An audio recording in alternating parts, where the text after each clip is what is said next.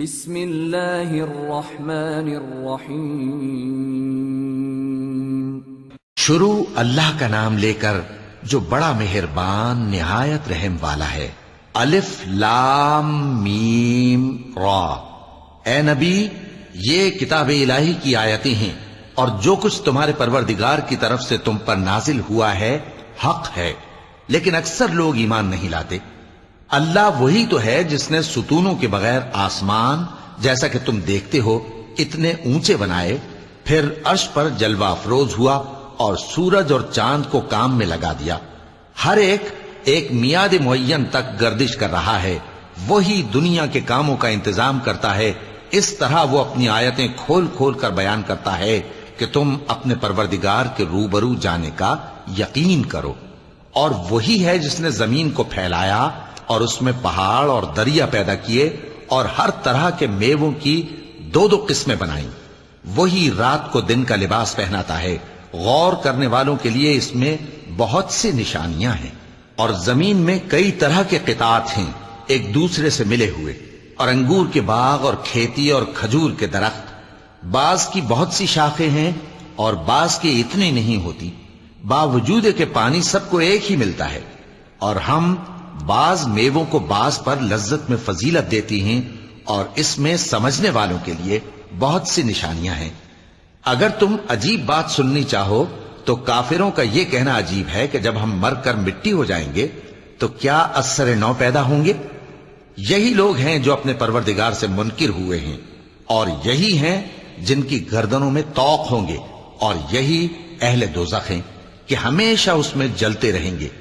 اور یہ لوگ بھلائی سے پہلے تم سے برائی جلدی سے مانگتے ہیں، یعنی طالب عذاب ہیں، حالانکہ ان سے پہلے عذاب واقع ہو چکے ہیں۔ اور تمہارا پروردگار لوگوں کو باوجود ان کی بے انصافیوں کے معاف کرنے والا ہے، اور بے شک تمہارا پروردگار سخت عذاب دینے والا ہے۔ اور کافر لوگ کہتے ہیں کہ اس پیغمبر پر اس کے پروردگار کی طرف سے کوئی نشانی کیوں نازل نہیں ہوئی؟ اے نبی، تم تو صرف خبردار کرنے والے ہو اور ہر ایک قوم کے لیے رہنما ہوا کرتا ہے۔ اللہ ہی اس بچے سے واقف ہے جو عورت کے پیٹ میں ہوتا ہے، اور وہی پیٹ کے سکڑنے اور بڑھنے سے بھی واقف ہے، اور ہر چیز کا اس کے ہاں ایک اندازہ مقرر ہے۔ وہ چھپی اور ظاہر چیزوں کا جاننے والا ہے، سب سے بزرگ ہے، عالی رتبہ ہے۔ کوئی تم میں سے چپکے سے بات کہے یا پکار کر، یا رات کو کہیں چھپ جائے یا دن کی روشنی میں کھلم کھلا چلے پھرے، اللہ کے نزدیک برابر ہے۔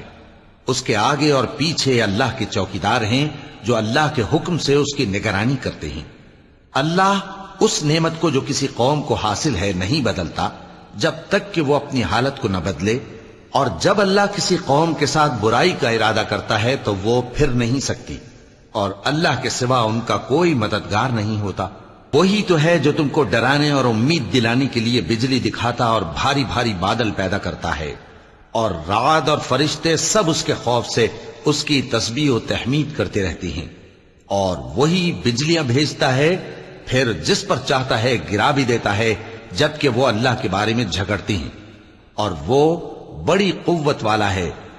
کام کا پکارنا تو اسی کا ہے، اور جن کو یہ لوگ اس کے سوا پکارتے ہیں وہ ان کی پکار کو کسی طرح قبول نہیں کرتے، مگر اس شخص کی طرح جو اپنے دونوں ہاتھ پانی کی طرف پھیلا دے تاکہ دور ہی سے اس کے منہ تک آ پہنچے، حالانکہ وہ اس تک کبھی بھی نہیں آ سکتا۔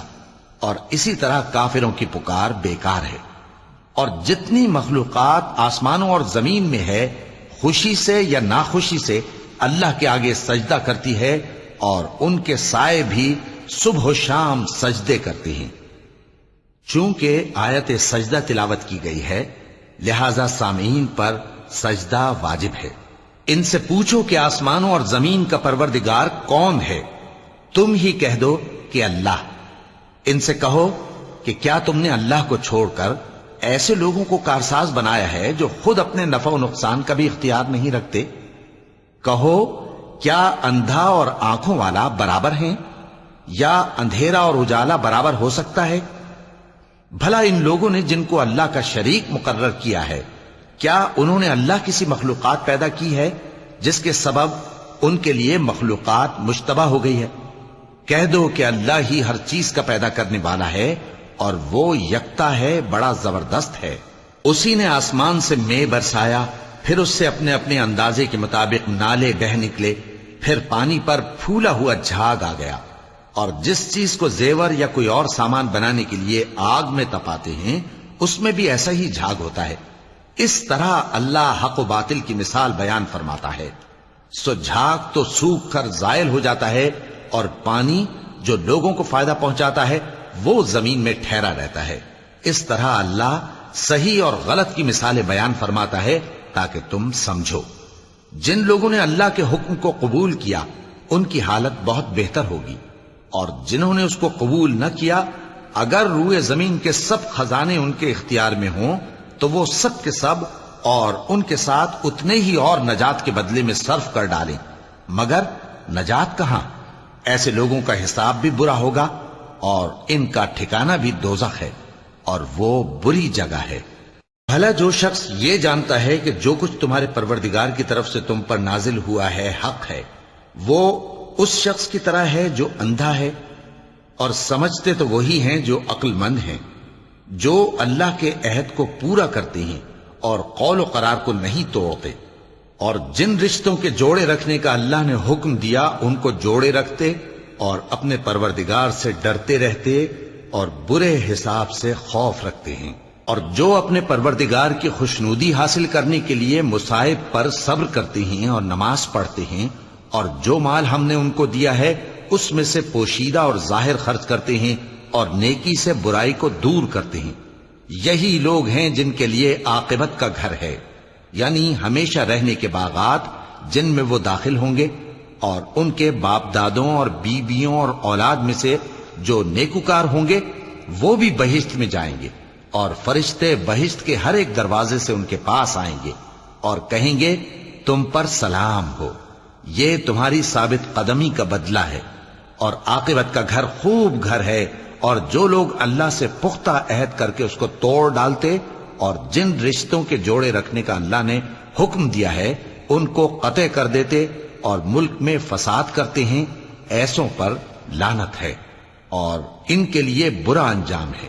اللہ جس کا چاہتا ہے رزق فراخ کر دیتا ہے اور جس کا چاہتا ہے تنگ کر دیتا ہے، اور کافر لوگ دنیا کی زندگی پر خوش ہو رہے ہیں، اور دنیا کی زندگی آخرت کے مقابلے میں بہت تھوڑا سامان ہے۔ اور کافر کہتے ہیں کہ اس پیغمبر پر اس کے پروردگار کی طرف سے کوئی نشانی کیوں نازل نہیں ہوئی؟ کہہ دو کہ اللہ جسے چاہتا ہے گمراہ کرتا ہے، اور جو اس کی طرف رجوع ہوتا ہے اس کو اپنی طرف کا رستہ دکھاتا ہے، یعنی ان کو جو ایمان لاتے اور جن کے دل اللہ کی یاد سے آرام پاتے ہیں ان کو۔ اور سن رکھو کہ اللہ کی یاد سے ہی دل آرام پاتے ہیں۔ جو لوگ ایمان لائے اور عمل نیک کیے ان کے لیے خوشحالی اور عمدہ ٹھکانہ ہے۔ جس طرح ہم پہلے پیغمبر بھیجتے رہے ہیں اسی طرح اے نبی ہم نے تم کو اس امت میں جس سے پہلے بہت سی امتیں گزر چکی ہیں بھیجا ہے، تاکہ تم ان کو وہ کتاب جو ہم نے تمہاری طرف بھیجی ہے پڑھ کر سنا دو۔ اور یہ لوگ رحمان کو نہیں مانتے۔ کہہ دو وہی تو میرا پروردگار ہے، اس کے سوا کوئی معبود نہیں، میں اسی پر بھروسہ رکھتا ہوں اور اسی کی طرف رجوع کرتا ہوں۔ اور اگر کوئی قرآن ایسا ہوتا کہ اس کی تاثیر سے پہاڑ چل پڑتے یا زمین پھٹ جاتی یا مردوں سے کلام کر سکتے تو کیا یہ لوگ ایمان لے آتے؟ بات یہ ہے کہ سب باتیں اللہ کے اختیار میں ہیں، تو کیا مومنوں کو اس سے اطمینان نہیں ہوا کہ اگر اللہ چاہتا تو سب لوگوں کو ہدایت کے رستے پر چلا دیتا؟ اور کافروں پر ہمیشہ ان کے اعمال کے بدلے آفت آتی رہے گی یا ان کے مکانات کے قریب نازل ہوتی رہے گی یہاں تک کہ اللہ کا وعدہ آ پہنچے۔ بے شک اللہ وعدہ خلاف نہیں کرتا۔ اور تم سے پہلے بھی رسولوں کے ساتھ تمسخر ہوتے رہے ہیں، تو میں نے کافروں کو مہلت دی، پھر میں نے ان کو پکڑ لیا، سو دیکھ لو کہ میرا عذاب کیسا رہا۔ تو کیا وہ جو ہر شخص کے اعمال کا نگراں و نگہبان ہے وہ بتوں کی طرح بے علم و بے خبر ہو سکتا ہے؟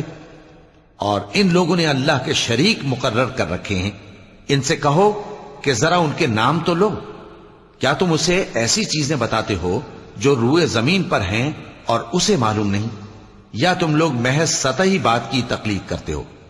اصل یہ ہے کہ کافروں کو ان کے فریب خوبصورت معلوم ہوتے ہیں اور وہ ہدایت کے رستے سے روک لیے گئے ہیں، اور جسے اللہ گمراہ رہنے دے اسے کوئی ہدایت کرنے والا نہیں۔ ان کو دنیا کی زندگی میں بھی عذاب ہے اور آخرت کا عذاب تو بہت ہی سخت ہے، اور ان کو اللہ کے عذاب سے کوئی بھی بچانے والا نہیں۔ جس جنت کا پرہیزگاروں سے وعدہ کیا گیا ہے اس کی شان یہ ہے کہ اس کے نیچے نہریں بہ رہی ہیں، اس کے پھل ہمیشہ باقی رہنے والے ہیں اور اس کے سائے بھی۔ یہ ان لوگوں کا انجام ہے جو متقی ہیں، اور کافروں کا انجام دوزخ ہے۔ اور جن لوگوں کو ہم نے کتاب دی ہے وہ اس کتاب سے جو تم پر نازل ہوئی ہے خوش ہوتی ہیں، اور بعض فرقے اس کی بعض باتیں نہیں بھی مانتے۔ کہہ دو کہ مجھ کو یہی حکم ہوا ہے کہ اللہ ہی کی عبادت کروں اور اس کے ساتھ کسی کو شریک نہ بناؤں، میں اسی کی طرف بلاتا ہوں اور اسی کی طرف مجھے لوٹنا ہے۔ اور اسی طرح ہم نے اس قرآن کو عربی زبان کا فرمان بنا کر نازل کیا ہے، اور اگر تم علم آ جانے کے بعد ان لوگوں کی خواہشوں کے پیچھے چلو گے تو اللہ کے سامنے کوئی نہ تمہارا مددگار ہوگا اور نہ کوئی بچانے والا۔ اور اے نبی، ہم نے تم سے پہلے بھی پیغمبر بھیجے تھے اور ان کو بیویاں اور اولاد بھی دی تھیں، اور کسی پیغمبر کے اختیار کی بات نہ تھی کہ اللہ کے حکم کے بغیر کوئی نشانی لے آتا۔ ہر حکم قضا کتاب میں لکھا ہوا ہے۔ اللہ جس چیز کو چاہتا ہے مٹا دیتا ہے اور جس کو چاہتا ہے باقی رکھتا ہے، اور اسی کے پاس اصل کتاب ہے۔ اور اگر ہم کوئی عذاب جس کا ان لوگوں سے وعدہ کرتے ہیں تمہیں دکھائیں، یعنی تمہارے روبرو ان پر نازل کریں، یا تمہاری مدت حیات پوری کر دیں، یعنی تمہارے انتقال کے بعد عذاب بھیجیں، تو تمہارا کام ہمارے احکام کا پہنچا دینا ہے اور ہمارا کام حساب لینا ہے۔ کیا انہوں نے نہیں دیکھا کہ ہم زمین کو اس کے کناروں سے گھٹاتے چلے آ رہے ہیں؟ اور اللہ جیسا چاہتا ہے حکم کرتا ہے، کوئی اس کے حکم کا رد کرنے والا نہیں، اور وہ جلد حساب لینے والا ہے۔ جو لوگ ان سے پہلے تھے وہ بھی بہتیری تدبیریں کرتے رہے ہیں، سو تدبیر تو سب اللہ ہی کی ہوتی ہے۔ ہر شخص جو کچھ کر رہا ہے اللہ اسے جانتا ہے، اور کافر جلد معلوم کر لیں گے کہ آخرت میں اچھا انجام کس کے لیے ہوتا ہے۔ اور کافر لوگ کہتے ہیں کہ تم پیغمبر نہیں ہو۔ کہہ دو کہ میرے اور تمہارے درمیان اللہ اور وہ شخص جس کے پاس کتاب آسمانی کا علم ہے بطور گواہ کافی ہے۔ صدق اللہ العظیم۔